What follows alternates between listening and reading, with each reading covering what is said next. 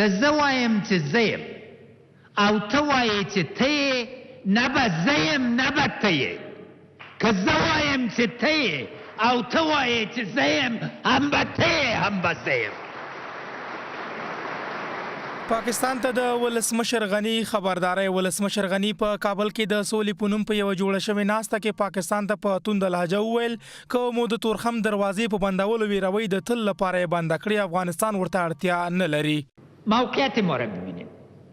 پیش از اینکه من رئیس جمهور شد سر موقعیت ما کس گپ میزد که موقعیت ما طلاست؟ منتظر بودین که کدام روز تورخم بسته میشه و کدام روز بین بولدک بسته میشه. سرکاله او تړي افغانستان به آبادي. ولسمشر غني د غرض د پاکستانی علماو د تیری ورځې د فتوا په خبرګون کې چې ځانمرګي بریدونه حرام دي وویل اسلامي اصول په ټولو یو شان د عملي کېدو دي او په اسلام کې فتوا ورکول یوازې یو هیواد پورې نه محدودیږي. که ټول اسلام ده خو د فتوا اول د افغانستان لپاره تطبیق سي. تاسې له دې علماو نه غوښتنه وکړئ چې له کوم وخت نه ده چې فتوا د اسلام د تعبیر په یو مملکت باندې محدودیږي. دا خو سوسیالیزم نه ده چې ستالین په یو مملکت کې محدود کړ.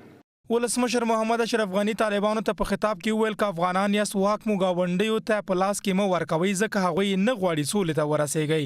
نو زه طالبان باندې ناره کوم چې راځه بین الافغاني مذاکرات وکړو. که افغان یې اختیارم ګاونډي مملکت ته مه ورکوئ. نوموړي زیاته کړه خلک زموږ له پرون او سبا ډاریږي او په خبرې سیمه ییز هیوادونه دې پوه شي چې موږ په دې نیت نه یو څو د چاکور ونیسو، یوازې غواړو په خپل کور کې په عزت ژوند وکړو.